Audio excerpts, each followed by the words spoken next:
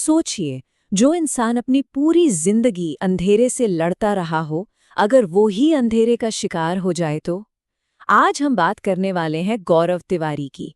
एक ऐसा नाम जो इंडिया में पैरानॉर्मल इन्वेस्टिगेशन का दूसरा नाम था, पर उनकी खुद की कहानी एक ऐसे खौफनाक रहस्य पर खत्म हुई जिसका जवाब आज तक किसी के पास नहीं है। और ये है उनके आखिरी केस की कहानी। मेरे अंदर एक नकारात्मक ऊर्जा है, बस मेरे हार मानने का इंतजार कर रही है। ये शब्द ये किसी और के नहीं बल्कि खुद गौरव तिवारी के थे। सोचिए, एक इतना तजुर्बेकार इन्वेस्टिगेटर, उसके मुंह से निकली ये बात सिर्फ एक एहसास नहीं था, ये तो जैसे एक होने वाली अनहोनी की तरफ इशारा था। तो सबसे बड़ा सवाल यही उठता है, आखिर इंडिया के सबसे फेमस पैरानॉर्मल इन्वेस्टिगेटर की मौत हुई कैसे? क्या ये सिर्फ एक थके हुए दिमाग का दुखद अंत था, या फिर कोई ऐसी ताकत थी जिसे उन्होंने अपने काम के दौरान गलती से जगा दिया था? चलिए देखते हैं कि सबूत क्या कहते हैं। तो इस पूरी कहानी के सेंटर में है गौरव तिवारी। और ये समझने के लिए कि उनके साथ आखिर हुआ क्या, हमें पहले ये समझना होगा कि वो थे कौन। देखिए, वो कोई शौकिया घोस्ट हंटर नहीं थे। वो इस फील्ड के, कहना चाहिए कि एक पायनियर थे। 6,000 से भी ज्यादा। जरा सोचिए इस नंबर के बारे में। ये सिर्फ एक आंकड़ा नहीं है, इसका मतलब है 6,000 बार अंधेरे में झांकना, अनकही अनसुनी कहानियों को सुनना और उन जगहों पर जाना जहां जाने की हिम्मत, सच कहूं तो बहुत कम लोगों में होती है। और वो सिर्फ केस ही नहीं सुलझा रहे थे, वो तो एक पूरा मूवमेंट खड़ा कर रहे थे। साल 2009 में उन्होंने बनाई इंडियन पैरानॉर्मल सोसाइटी। और इसका मकसद क्या था? मकसद था अंधविश्वास को विज्ञान की कसौटी पर कसना। उनका काम लोगों को डराना नहीं, बल्कि उनकी मदद करना था। और फिर एक दिन एक कॉल आई दिल्ली के जनकपुरी से। यूं तो ये उनके लिए हजारों में से एक और केस होना चाहिए था, पर ऐसा था नहीं। ये वो केस था जो सब कुछ बदलने वाला था। ये कॉल एक बड़ी परेशान परिवार की तरफ से थी। उनकी बेटी, एक छोटी बच्ची, उसका बर्ताव बिल्कुल बदल गया था। एकदम अमानवीय, हिंसक, डरावना और ऐसा जिसे देखकर कोई भी डर जाए। ये मदद के लिए एक चीख थी। और यहीं से कहानी एक पर्सनल मोड़ लेती है। देखिए, उस वक्त गौरव खुद भी एक मुश्किल दौर से गुजर रहे थे। बीमारी, डिप्रेशन।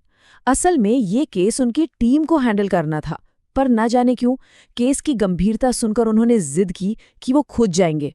और शायद यही उनका सबसे गलत फैसला साबित हुआ। तो टीम उस घर में पहुंची। कहते हैं कि अंदर घुसते ही हवा में एक अजीब सा भारीपन था, एक ऐसा तनाव जिसे आप सचमुच महसूस कर सकते थे। और फिर कुछ बहुत अजीब हुआ। जैसे ही गौरव ने घर की दहलीज पर कदम रखा, वो चीखें अचानक बंद हो गईं। उस लड़की ने गौरव की तरफ देखा और मुस्कुराई, पर ये किसी बच्ची की मुस्कान नहीं थी। ये ऐसी मुस्कान थी जैसे वो उन्हें पहले से जानती हो, एक पुरानी पहचान वाली मुस्कान। खैर, गौरव ने अपना काम शुरू किया, बिल्कुल प्रोफेशनल तरीके से। पूरे घर में कैमरे लगाए गए ताकि कोई कोना न छूटे। ईएमएफ मीटर लगाए गए ताकि किसी भी तरह की अनदेखी एनर्जी को पकड़ा जा सके। सब कुछ बिल्कुल प्रोटोकॉल के हिसाब से था। लेकिन उस रात कुछ भी नॉर्मल नहीं होने वाला था। और फिर अचानक सब कुछ बिगड़ने लगा। घर के सारे कैमरे एक साथ बेतहाशा फ्लैश करने लगे। ईएमएफ मीटर की सुइयां तो जैसे पागल हो गईं। रीडिंग इतनी हाई कि यकीन करना मुश्किल था। और फिर फुटेज में एक परछाई दिखी, एक अजीब सी आकृति जो वहां नहीं होनी चाहिए थी। और फिर आई एक आवाज, एक ऐसी आवाज जो उस छोटी सी लड़की के गले से आ ही नहीं सकती थी। और उस आवाज ने किसी और से नहीं, सीधे गौरव से बात की। कहा, इस घर की हर बुराई तुझे जानती है, तू ही तो है जो हमें अपने साथ लेकर चलता है। बस ये अब कोई इन्वेस्टिगेशन नहीं रही थी, ये पर्सनल हो चुका था। और उसी पल टीम ने वो देखा जो उन्होंने आज तक कभी नहीं देखा था। गौरव तिवारी, जिसने 6000 से ज्यादा केस देखे थे, वो इंसान डर से जैसे जम गया था, बिल्कुल स्टैचू। वो हिल भी नहीं रहा था, बस एक टक घूर रहा था। उस रात जो कुछ भी हुआ, उसके बाद गौरव ने वो कदम उठाया जो वो अक्सर उठाते थे।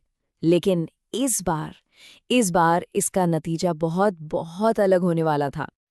गौरव ने उस चीज को, उस शक्ति को, जो भी उस घर में था, उसे अपने साथ चलने का न्योता दिया। उन्होंने कहा, यहाँ जितनी भी आत्माएं या शैतानी ताकतें हैं, मेरे साथ चलो, बस इस जगह को छोड़ दो। उस परिवार को बचाने के लिए उन्होंने खुद को एक जरिया बना लिया। जब गौरव उस घर से निकले तो वो एकदम खामोश थे। ऐसा लग रहा था कि वो अकेले नहीं लौटे हैं, अपने साथ एक अनचाहा अंधेरा भी घर ले आए हैं। रात को जब वो घर पहुंचे तो बिल्कुल चुप थे। उन्होंने अपनी पत्नी से जो कहा, वो किसी भी हॉरर कहानी से ज्यादा डरावना था। उन्होंने कहा, वो सारे श्राप लौट आए हैं। और फिर बोले, मुझे हर जगह काले साए दिख रहे हैं जो मुझ पर हंस रहे हैं। जनकपुरी का अंधेरा अब उनके घर में था। और उस खौफनाक रात के कुछ ही वक्त बाद कहानी अपने सबसे दुखद और सबसे रहस्यमयी मोड़ पर आ पहुंची। 7 जुलाई 2016। इस दिन गौरव तिवारी अपने ही घर में मृत पाए गए। इंडिया का सबसे बड़ा पैरानॉर्मल इन्वेस्टिगेटर अब इस दुनिया में नहीं था। तो ऑफिशियल कहानी क्या थी? आत्महत्या।